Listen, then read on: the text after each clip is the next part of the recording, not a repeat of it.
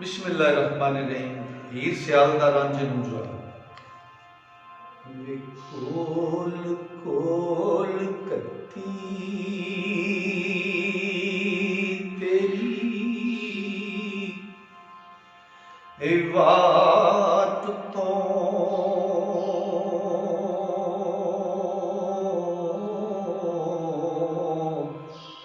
बेली दस खां किधरों आवना आए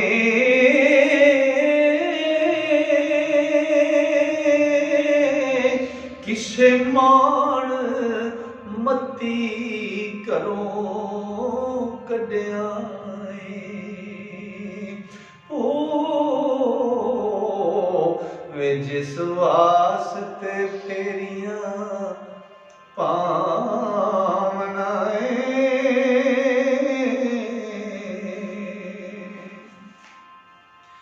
ते की नाम ते लात दा कौन कोई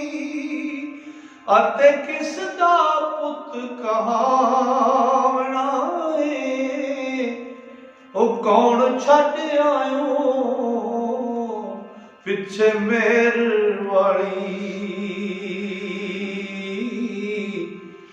जिस वास्ते तू पछो तावना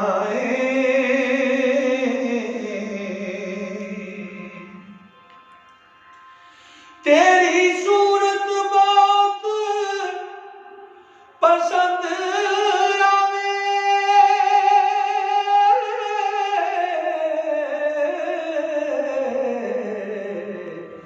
सानू जो दे विच तू पावना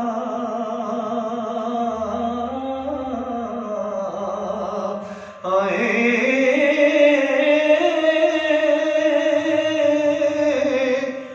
नैन मस्त ते भोलड़ा मुख तेरा ओ वे गल्लां मिठियां नाल हसावना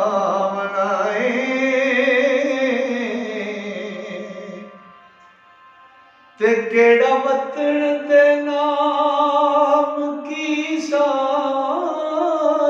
दा अते जग दा कौन सदावना वे तेरे वारने वारने चौखने ते मम्मू बाबल दा चार ले आवना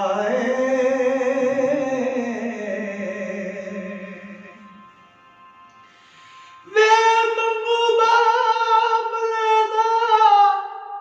ते तू चाक मेरा ऐ फضل के जे तू लावना वारस शाह छुईक जे नवे छोहे सब भुल जानी जड़ियां गावना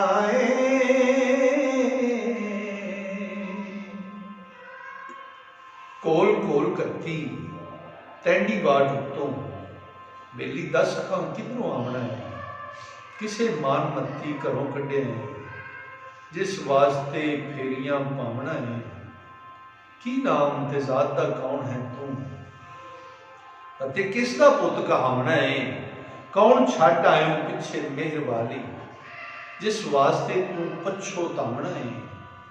तेरी सूरत बहुत पसंद आवे सानू जो दे विच तू भावना है नैन मस्त ते भोलड़ा मुख तेरा गल्लां मिठियां नाल हसावना है केड़ा वतन ते नाम की साइयां दा अते जद दा कौन सदावना है